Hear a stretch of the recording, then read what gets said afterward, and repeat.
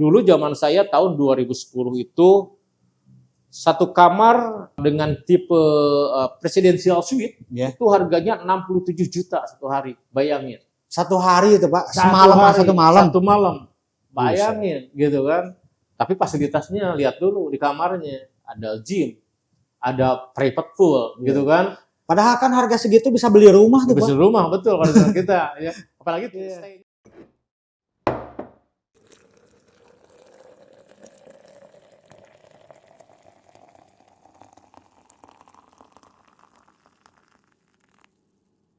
Balik lagi di Cangkir, berbincang dan berpikir. Kabar teman-teman gimana? Semua sehat? Sahabat Cangkir seluruh Indonesia. Dan pastinya kita kembali dalam sebuah bincang-bincang yang sifatnya edukatif. Karena butuh channel-channel yang sifatnya mengedukasi. Jangan kita hanya terfokus kepada hiburan semata, tapi juga pengetahuan harus didalami. Nah, sekarang saya sudah kedatangan seorang tamu, seorang senior yang sudah lama malang melintang di dunia perhotelan.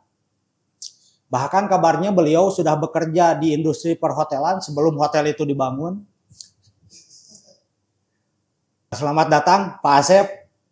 Selamat datang, selamat siang. Kabarnya Pak? Kabar alhamdulillah saat ini dalam kondisi baik-baik saja, tidak kekurangan apapun, sehat selalu. Kita selalu harus happy ya, dalam kondisi baik-baik. Oke. Siap. Nah, Pak Asep ini kan kalau kemarin kita kedatangan Asep juga, tapi beliau seorang musisi. Nah, kali ini berbeda nih. Pak Asep yang satu ini adalah seorang senior di dunia industri perhotelan. Kita akan gali apa aja pengalaman yang sudah dia dapatkan selama berpuluh-puluh tahun ya Pak? Iya. Ya, jadi kita gali semua untuk pengetahuan kita juga ke depannya gimana nih dunia perhotelan ini. Oke Pak, mohon maaf nih sebelumnya Pak. Sekarang umur berapa tahun Pak Asep? Alhamdulillah.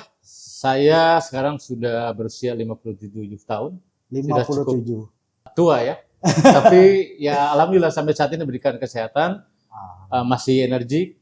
Kalau dibilang ya masih berpotensial lah ya untuk melakukan suatu aktivitas. Itu adalah salah satu manfaat ya dan berkah yang perlu tentunya kita harus bersyukur. Itu saja sih sebenarnya. Pak Asep ini sebenarnya dari tahun berapa nih Pak udah masuk ke dunia industri perhotelan ini? Kalau berbicara masalah kapan saya masuk ya, artinya perjalanan saya sebagai seorang hotelier itu memang cukup panjang.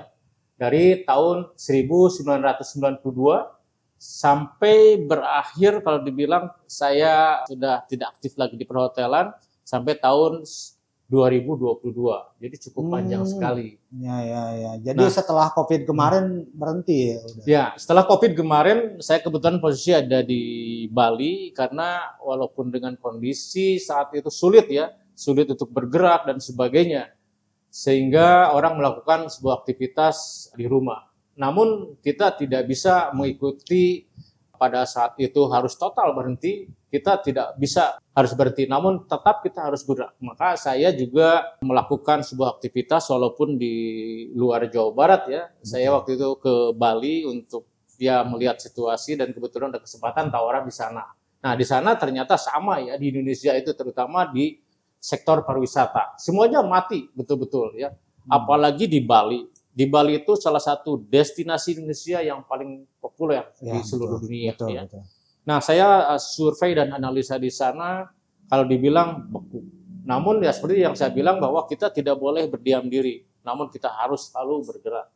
Nah, saya memanfaatkan saat itu kecuali bagaimana kapasitas saya, seorang yang bergerak dalam industri hospitality, memberikan pelayanan yang terbaik sehingga memanfaatkan para tamu yang ada ya. Saat itu ya untuk destinasi wisata kalau dibilang ya close tutup ya. Semua negara tutup. Namun ada beberapa celah yang kita harus manfaatkan. Contohnya COVID ini tidak semua membawa satu malapetaka, namun ada juga membawa salah satu hikmah yang perlu kita syukuri. Salah satu contohnya banyak ya, tenaga medis mungkin ya, Betul. lebih efektif. Nah, selain daripada itu juga dimanfaatkan oleh para investor. Pada saat COVID itu memang segala sesuatu sehingga akan berdampak terhadap semua bisnis ya. Iya, iya. Artinya menjadi down ya. Betul. Terutama daerah-daerah yang ataupun tempat-tempat yang sering dikunjungi ya. Nah, oleh investor tentunya akan digunakan salah satu usaha. Salah satu contohnya orang yang banyak duit ya, bisa beli properti yang sangat murah. Karena di Bali itu turun drastis sampai dengan 50%, bisa dibayangkan ya. Maka di situ ya digunakan oleh mereka para investor asing untuk membeli sebuah properti. Nah, di situ saya berpikir mereka kan tentunya dengan keterbatasan para destinasi yang ada di saat itu ya, yang bisa dijangkau, saya berpikir bahwa kita seorang hotel yang terkenal dengan hospitality-nya, artinya pelayanan yang baik. Betul. Nah, itu saya di situ membuat suatu sesuai dengan bidang saya. Kebetulan saya juga mengelola di sana ya, diberikan tanggung jawab untuk mengelola salah satu hotel di Bali. Nah, saya memanage yang ada ya, para investor itu pelayanan secara langsung. Artinya bagaimana kita merasa nyaman tamu tersebut tinggal di hotel itu dengan memudahkan apa yang akan dia kerjakan di sana. Ya, saya gali potensi itu ternyata mereka itu cari-cari lahan atau properti yang bisa mereka manfaatkan ya, untuk kemudian setelah mungkin pada masa sekarang ini. Nah, ternyata dugaan saya benar. Akhirnya saya banyak melakukan pendekatan-pendekatan. Nah, di situ ada kesempatan-kesempatan yang tentunya kita bisa kembangkan, kita manage. Apalagi kecuali kita mengutamakan pelayanan ya. Mereka betul. Supaya senang tinggal di kamar gitu ya, menikmati fasilitas yang ada, yang nyaman tanpa ada hal yang membuat mereka jadi pusing ya. Betul. Nah, di situ saya kelola secara langsung karena apapun itu pada saat COVID kita memang berat semuanya. Syukur masih bisa beroperasional, bahkan terus biaya operasional atau cost operasional itu masih disubsidi oleh si owner. Nggak bisa apa-apa. Namun, itu yang saya bilang, apapun kondisinya tetap harus kita bergerak, ya, sesuai dengan kemampuan kita. Okay. Nah, ternyata mereka juga butuh sebuah pelayanan, ya, bagaimana dia diatur. Katakanlah, kita memanage seorang nih, gitu ya. Maka di dalam sebuah usaha kan ada disebutnya manajer ini, ya, di luar konteks perusahaan, gitu kan. Nah, di situ juga saya terapkan. Nah, mereka merasa nyaman, akhirnya kan bisa long stay. Bisa long stay selama dia tinggal di Bali. Nah, itu ya, dia perlu apa, kita sudah siapkan. Dia perlu kendaraan, malah nggak apa-apa, walaupun saya seorang hotel manager, artinya ya kita nggak apa-apa demi pelayanan terhadap tamu, nggak membedakan, saya manajer, saya ini, saya itu, enggak ya. Tapi bagaimana kita membuat si tamu nyaman. Nah, itu sehingga mereka tertarik bahwa manajernya yang luar biasa terhadap pelayanan. Jadi aware terhadap para tamu. Nah, itu ya, sehingga saya lebih dekat dengan mereka. Bahkan hubungan sampai saat ini ya masih berjalan dengan baik. Walaupun saya sudah tidak ini lagi ya, karena di tahun 2022 saya di Bali, saya balik ke sini sampai sekarang ya 2025 ya masih tetap kita ada say hello. Nah, itulah ya. Jadi kalau memang hotel itu sangat luas sekali, ya. Sangat luas sekali, artinya adalah dimanapun kita bisa menerapkan bagaimana seseorang itu nama kita selalu terkenang oleh mereka. Nah, itu kurang lebih seperti itu nih. Nah, balik lagi Pak Asep, di dunia perhotelan itu kan ada bagian-bagiannya nih. Ya. Mungkin ada yang beresin kamar, ada office boy, ada yang disebutnya front office. Ya. Ini Pak Asep udah pernah mengalami nggak ini bagian-bagian ini dari bersih-bersih kamar mungkin atau apa? Dari bawah dulu apa langsung ke tingkat manajer itu Pak? Ya, nah perjalanan sebuah karir saya memang cukup panjang yang dibilang tadi dari tahun 92. Tidak ada hal yang secara kebetulan tanpa ada proses yang panjang. Betul. Ya, jadi saya harus melakukan satu proses dulu. Yang pertama memang saya di situ pertama mengawali karir saya di perhotelan dari tahun 92, saya sebagai rank and file atau sebagai tenaga pelaksana. Namun di bagian itu saya kebetulan diterima sebagai reception ya, atau dulu disebutnya front office clerk, atau sekarang mungkin FDA ya, front office agent. Nah, saya mengawali di situ dulu ya, di situ dulu, kemudian saya gali potensi. Nah, di situ banyak kesempatan kita untuk mengenal daripada karakter, budaya gitu kan, bangsa gitu kan. Nah, itu kita bisa mengetahui di situ. Nah, pengalaman terus kita gali. Kita tidak membiarkan situasi yang ada, tapi kita selalu menggali dengan sifat-sifat yang ada. Jadi berbagai kenangan yang memang mengesankan ya, ketika kita banyak komunikasi misalkan dengan orang asing, oh budayanya begitu, gitu kan, yang mereka bawa ke sini, gitu kan. Kemudian dari segi tipikalnya demikian, habitnya seperti apa, gitu ya. Nah, terlebih juga dengan orang kita, itu kan berbeda ya. Betul. Namun yang paling terpenting adalah jiwa seorang hotelier adalah bagaimana bisa menerapkan hospitality-nya atau pelayanannya itu. Siapapun tidak akan bisa mengalahkan itu. Pasti akan menghargai hal-hal yang sangat yang diperlukan. Nah, selama saya di Pernopis memang saya sangat dibilang sangat dekat sekali ya. Karena apa? Saya mempelajari dan cukup memahami apa yang dibutuhkan oleh tamu, gitu kan ya, dan memudahkan tamu. Karena kenapa? Ya, kita bekerja dalam bidang pelayanan atau bidang jasa. Berarti apa? Intinya adalah pelayanan, gitu intinya ya. Jadi di situ ketika kita memberikan pelayanan yang baik, membuat tamu nyaman, baik itu pelayanan secara langsung ya. Karena saya di front office kan, betul. Kemudian pelayanan kamarnya yang bersih, yang ramah, gitu kan, ya. Kemudian suasananya, atmosfernya dan sebagainya. Nah ini membuat daya tarik luar biasa. Tamu yang dibutuhkan adalah bukannya sebuah tempat yang mewah, yang bagus, ya. Itu bukan hal yang paling utama, tapi adalah yang paling utama adalah pelayanannya dulu. Nah itu sih sebenarnya ya. Kemudian setelah itu saya memahami cukup panjang dari mulai 92 sampai 2006, itu panjang. Namun saya berpikir juga saya harus meningkatkan karir saya karena saya terlalu lama nih duduk di bagian ini gitu kan. Di front office. Di front office itu terlalu lama. Dari 92 sampai 2006 cukup lama. 14 tahun berarti. 14 tahun kurang lebih cukup lama, tapi karir walaupun saya sebagai jabatan saya dulu sampai di senior ya. Paling senior di situ. Namun saya berpikir bahwa saya harus mengembangkan potensi yang lain, harus mendalami bagian-bagian yang lain yang mana untuk kemajuan karir saya ke depan. Akhirnya saya berdoa dan Allah mengabulkan doa saya. Saya dimutasi ya, dimutasi ke bagian room, artinya ke bagian housekeeping. Posisi saya di housekeeping sama dengan file sebagai room attendant atau yang bertugas untuk membersihkan kamar. Gitu kan ya, bersih kamar, kamar mandi dan sebagainya, menjaga. Namun di situ saya seperti pekerjaan awal bahwa kamar harus nyaman, harus bersih, ya, semuanya lengkap. Nah, selama saya di housekeeping, saya bukan hanya mengerjakan pekerjaan rutinitas, tapi ada lebihnya. Satu, bagaimana menerapkan situasi itu supaya tamu akan lebih nyaman. Gitu, itu yang intinya.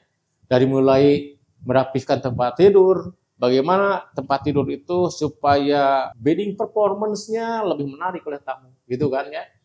Kemudian cara penataannya. Nah, saya lihat pada saat itu secara administrasi ini kurang. Nah, maka saya tuangkan dalam sebuah standar operasional prosedur. Contohnya kerapihan tempat tidur itu harus begini. Kemudian membersihkan kamar mandi tahapannya harus bagaimana, gitu kan ya. Saya ingat bahwa banyak hotel yang room attendant-nya pada saat itu, mungkin sekarang sih sudah enggak ya, membersihkan hanya sekedarnya saja supaya kering gitu ya, bahkan mempergunakan linen atau handuk dan sebagainya yang ada. Nah, itu yang saya rubah pada waktu itu, kenapa saya harus membuat SOP ya. Jadi tahapan penggunaan alat, bahannya dan sebagainya, kemudian result-nya harus hygiene dan sebagainya. Jadi tidak ada aroma yang bau tidak sedap. Ya. Nah, itu yang saya atur, kemudian saya manage, dibuat satu standar operasional prosedur. Jadi SOP. Nah, saya kembangkan dekorasinya bagaimana dan seterusnya. Nah, alhamdulillah dengan perjalanan saya tidak cukup lama ya, karena saya sudah bisa merubah itu, akhirnya saya mendapatkan promosi jadi seorang supervisor housekeeping saat itu. Nah, kemudian saya juga tidak cukup di situ, bagaimana nih tugas dan tanggung jawab seorang manajer saat itu ya, atau disebut dengan bagian housekeeping itu manajernya eksekutif housekeeper. Nah, saya di situ merenungkan apa sih tugas dan fungsinya. Kebetulan memang ada eksekutif housekeepernya saat itu. Suatu saat saya harus menggantikannya. Artinya bukan mendepak dia, bukan. Tapi saya harus menjadi, gitu kan. Artinya saya harus termotivasi ya. Termotivasi, betul. Saya harus menjadi regenerasinya, gitu ya. Nah, saya ikutin tuh jejaknya apa yang dia lakukan, ya. Kemudian apa yang saya harus lakukan, bahkan lebih daripada itu, ya. Nah, saya ikutin terus. Nah, kemudian setelah saya dianggapnya sudah memadai untuk itu, ya alhamdulillah gitu kan, tujuan saya tercapai menjadi eksekutif housekeeper. Nah, di situ kesempatan banyak ya, ketika kita mau berkarya dengan penuh motivasi yang tinggi, keinginan yang kita tidak pernah henti untuk memajukan perusahaan terutama ya, selain daripada karir. Nah, di situ banyak saya tawaran-tawaran untuk bekerja di hotel lain ya. Kemudian saya ada tawaran saat itu, ya udahlah saya mau coba gitu ya di perusahaan lain seperti apa gitu kan. Kebetulan saya dibujuk untuk ditarik oleh perusahaan lain. Ya, akhirnya saya menerima dengan posisi waktu itu sebagai operational manager di salah satu hotel yang ada di daerah Cianjur. Nah, gitu. Jadi panjang lah beberapa perusahaan yang saya manage ya. Saya pada intinya bagaimana perusahaan itu supaya lebih maju gitu kan, tidak monoton, banyak perubahan yang lebih baik.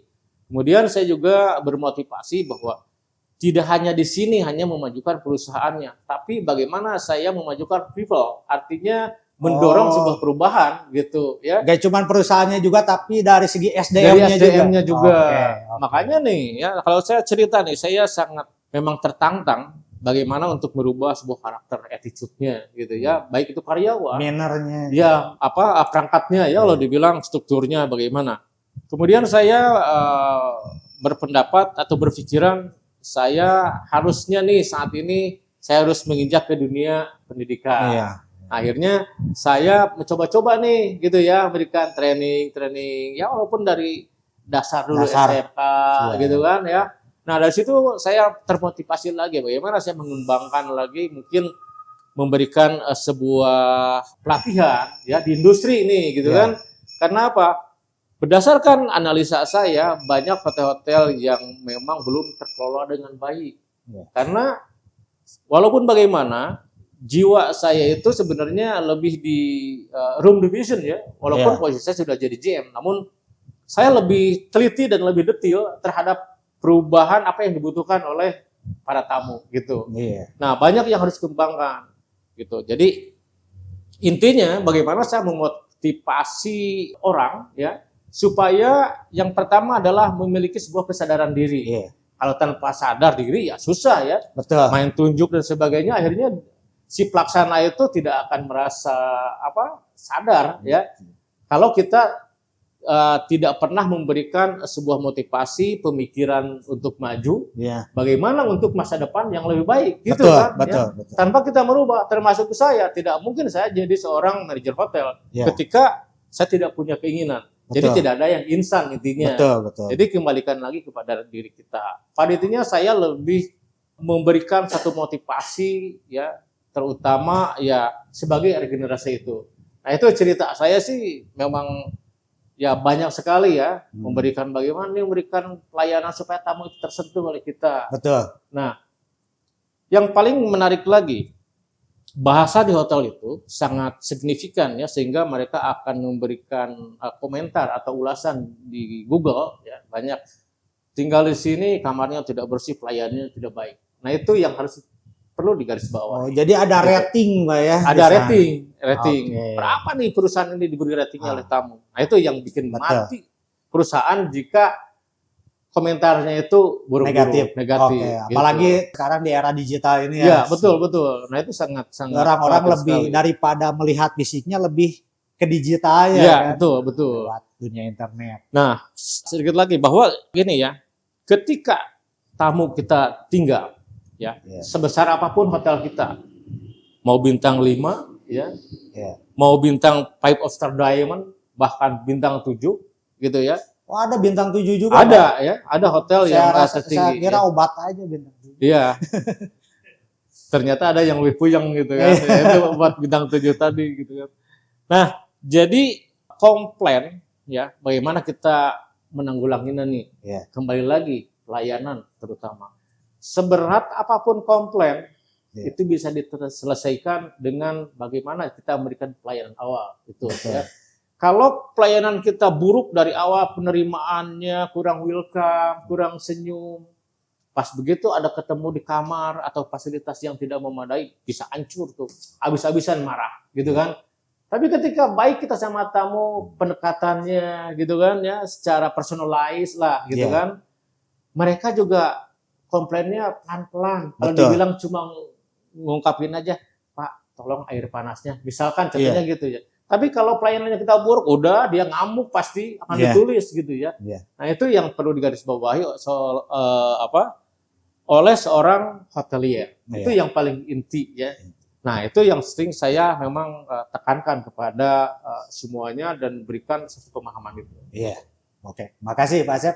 Jadi dari cerita Pak Asep tadi yang saya pikir keren banget dari pengalamannya, jauh, udah lama juga. Tapi intinya dari pembicaraan Pak Asep tadi bahwa tidak ada karir yang langsung instan di atas ya. Jadi harus bertahap. Begitupun kita naik tangga nih, lantai 1, lantai 2, lantai 3 untuk mencapai lantai paling tinggi itu harus dari bawah dulu.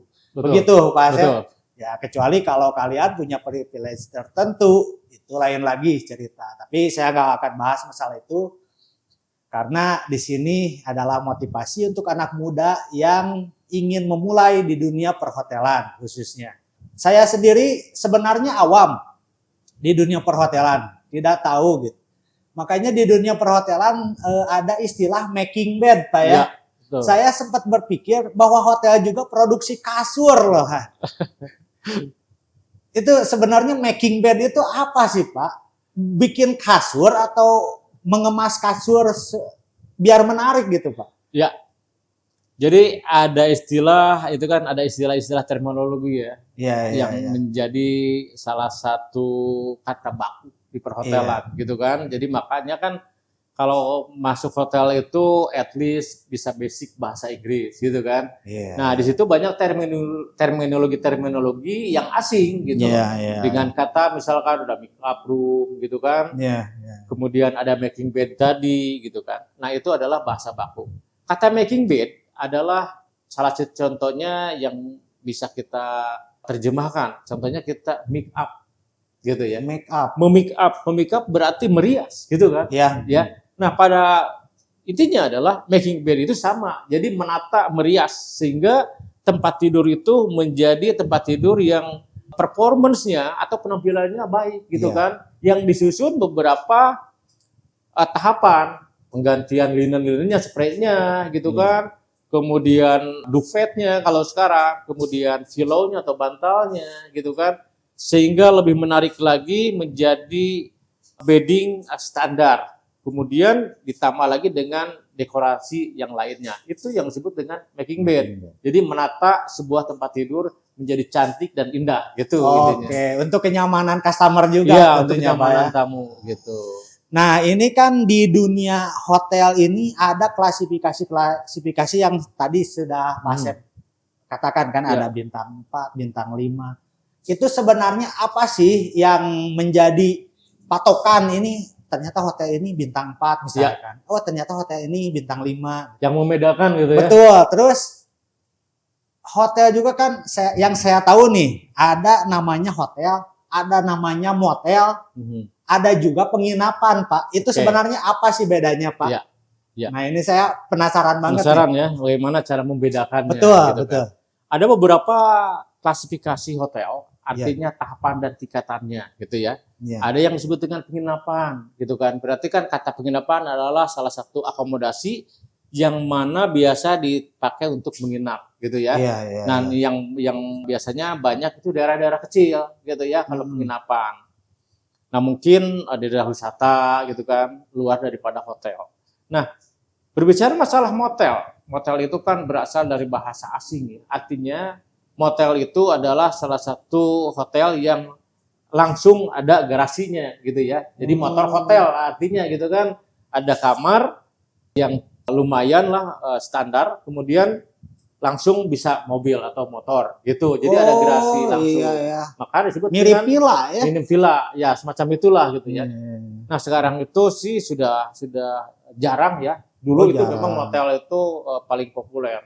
Hmm. Karena kan bagi yang memang mau terganggu, tidak mau terganggu, ya udah mobil blus langsung kamar gitu Iya, kan. iya, iya, iya. Tanpa melalui front Tanpa office, melalui, ya jadi langsung ke situ. Oke. Nah, perbedaan antara bagaimana kita cara membedakan antara hotel ya dari bintang 1 katakan sampai dengan bintang 7 tadi Iya. gitu kan Iya. yang saya bilang. Nah, klasifikasi hotel kalau dulu sih ada bintang 2 ya. Iya. Kemudian ada bintang 3. Nah, sekarang itu mengacunya dari bintang 2. Karena kalau bintang 1 itu bukan termasuk hotel berbintang, namun klasifikasinya tadi motel tadi Iya. ataupun Penginapan. penginapan ya. Iya. Jadi hotel melati lah ya. Oh, Hotel iya, kecil, iya, iya. nah itu bintang 1. Nah, yang sekarang menjadi ukuran adalah atau standar dari bintang 3 ke atas. Nah, perbedaannya bagaimana Pak? Yang pertama dari bintang 3, bintang 4, bintang 5, malah bintang 5 berlian ya atau 5 star of diamond, kemudian ada bintang 7 yang di Al Burj Dubai ya, di situ kan ada. Nah, perbedaannya sebenarnya sangat kompleks sekali, banyak sekali. Iya, Satu dari besarannya hotel, itu satu. Yang kedua adalah fasilitas, gitu kan. Kemudian jumlah kamar. Kalau jumlah kamar itu harus ada berapa jumlah kamar standar, berapa jumlah kamar suite ya. Iya. Nah itu ya, kemudian suite ya, kemudian luas ruangan. Kemudian perbedaannya lagi ya selain daripada fasilitas juga strukturnya ya. Iya, iya, iya. Kemudian rekrutmennya itu standarnya misalkan dari hotel bintang 4, bintang 5 standar backgroundnya harus seperti apa, lulusannya dari mana. Iya. Ya biasanya yang mereka ambil sesuai dengan kriterianya, misalkan dari perhotelan, ya minimum D1 misalkan ya, D3 bahkan S1 Iya, gitu kan. iya. Kemudian yang sudah memiliki pengalaman di bidangnya. Nah, juga dilihat yaitu karyawan tersebut harus memiliki ya hospitality yang tinggi. Nah, itu perbedaannya. Nggak ada istilahnya pelayanan yang masih cuek-cuek bebek. Itu nggak boleh kalau di hotel berbicara dengan hotel berbintang ya. Jadi mereka betul-betul di-manage dengan baik. Managingnya betul-betul di-manage sesuai dengan tugasnya masing-masing gitu ya.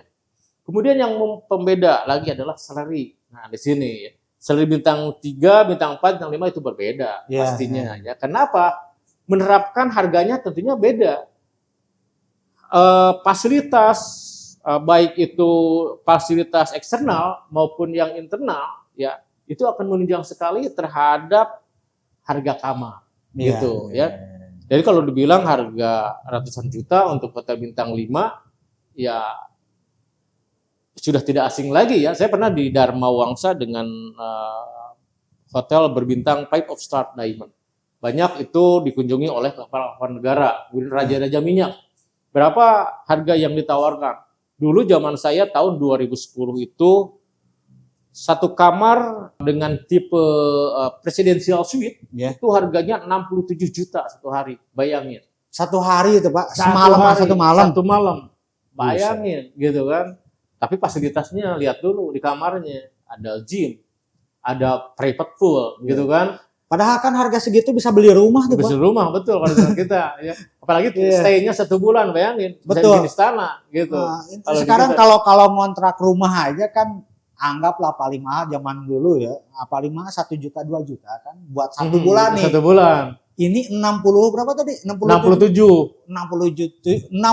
juta untuk 1 malam, guys. 1 malam. Dulu itu coba bayangin sekarang udah berapa? Lihat di Bali aja yang bekas kemarin Raja Salman berapa Pak itu 150 juta satu malam. Waduh. Itu di daerah dekat hotel saya dulu ya di situ. Cukup lumayan ya bagi Ini- mereka kan. Ini sebenarnya fakta unik ya. Saya baru tahu loh ada harga hotel ternyata bisa ratusan juta. Buset. Kok bisa sih Pak itu apa ya? Dari mana itu Pak penghargaan Perhitungannya perhitungannya gitu ya. itu Sehingga bisa harganya mahal ya. betul. Oke. Jadi perhitungannya begini.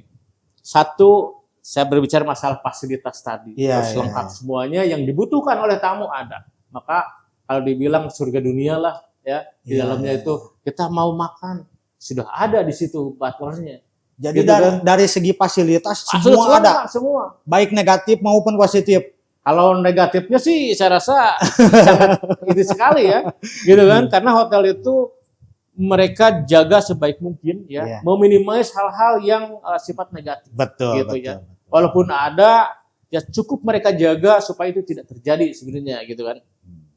Jadi tidak menyediakan fasilitas yang tidak sesuai dengan standarnya, Betul. gitu kan. Nah, kita mau makan, sudah ada butler di situ, sudah ada yang standby jaga di situ ya. Mau minum, mau makan, mau apa. Yang paling menarik lagi, lift aja sendiri, nggak bisa dengan umum. Oh. Jadi lift di sini nggak boleh disentuh sama itu, ya. ada lift khusus. Ada gitu. lift khusus. Nah, di situ ada manajer khusus yang memang untuk merawat kamar itu sendiri gitu. Jadi tidak ada bercampur dengan yang Iya, lain. iya, iya. Ya, jadi liftnya juga lift sendiri, koridornya juga dia masuk sendiri. Itu luar biasa. Wah, Karena keren. apa? Karena kan di situ banyak dihuni oleh orang-orang penting, Betul. pejabat betul, negara, ya. Kemudian raja-raja lah kalau dibilang ya, raja-raja minyak dan sebagainya. Mereka kan sudah tidak memikirkan duit. Betul. Bagaimana cara buang duit seperti kita kan? Bagaimana cari duit gitu kan? Nah, itu kurang lebih seperti itulah. Iya, iya. Maka kalau bilang surga dunia nih gitu kan ya. Gitu. Yang mana lagi nih, saya pernah ngomong, lo sekarang jadi butler. Gaji lo berapa? Gaji saya nggak banyak Pak, gitu kan. Gaji saya jual 5 juta sebagai butler. Tapi lo kalau jadi manajer, kira-kira bagaimana nih menurut pikiran lo? Saya dikasih jabatan manajer saya nggak mau. Kenapa? Ininya Pak, aja gitu loh. Oh. Berapa sih kamu dapat tip? Lumayan Pak. Kalau saya ada tamu di sini bisa dapat 10 juta satu bulan. Tipnya doang. Tipnya doang. Tipnya doang. Belum Gitu. radio. Belum lagi dia akan gajinya nggak dilihat dia. Iya, iya. Gitu kan. iya. Nah itu ya kelebihannya. Jadi kalau dibilang kalau di kapal pesiar juga sama seperti itu Iya. kan sistem typing system. Kalau mereka karena itu tadi ya dijaga oleh satu orang, kemudian pelayanan yang membuat mereka happy tinggal di situ, why not? Kita memberikan nilai rupiah nggak ada artinya dibanding dengan pelayanan yang luar biasa. Itu kuncinya. Gitu.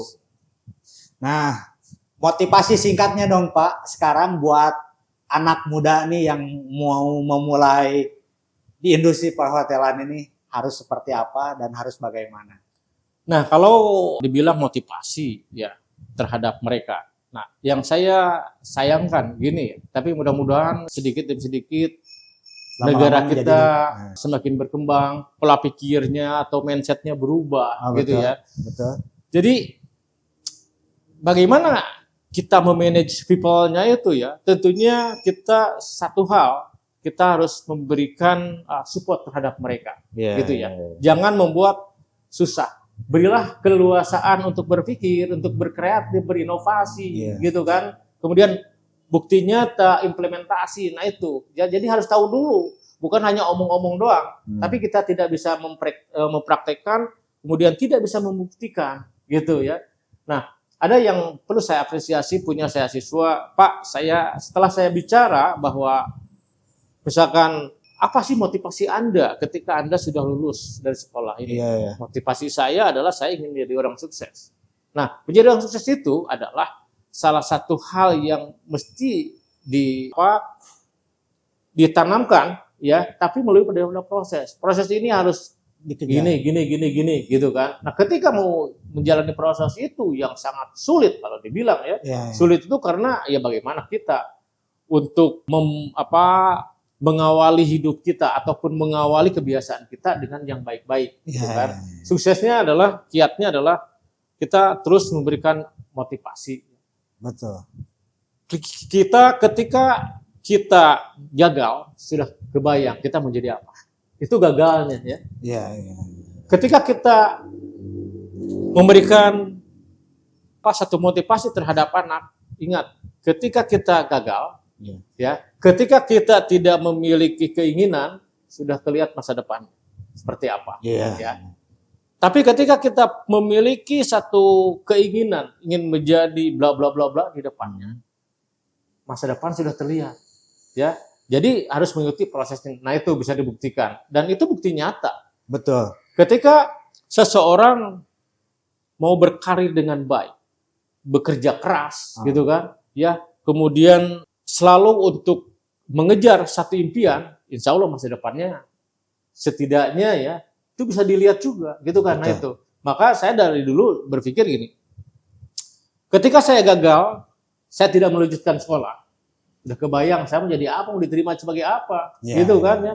Apa yang bisa saya kerjakan? Tidak ada, karena tidak memiliki skill dan kompetensi, gitu kan. Tapi ketika kita mau belajar, berusaha untuk mengejar satu impian, insya Allah, gitu kan. Nah itu, karena kesuksesan itu bukan dilihat dari secara finansial, tapi kesuksesan itu bisa dilihat bagaimana seseorang menjadi sukses. Iya. Nah itu sukses itu ya berguna, artinya bermanfaat, ya, memberikan kita pengetahuan, ilmu pengetahuan, kemudian bermanfaat bagi orang banyak, kemudian mendapatkan pekerjaan yang layak dari hasil apa yang kita terjemahkan kepada mereka, itu adalah kita sudah sukses. Nah, jadi itulah kuncinya. Gitu. Oke, siap. Nah, demikian bincang-bincang hari ini dengan salah satu senior di dunia perhotelan yang saya rasa ini sangat luar biasa sekali untuk masukan kepada anak-anak muda yang ingin memulai di dunia perhotelan. Nah, jangan lupa tadi disimak baik-baik motivasinya, yaitu bagus banget yang saya rasa daya juang anak muda sekarang udah minim, Pak ya. Iya.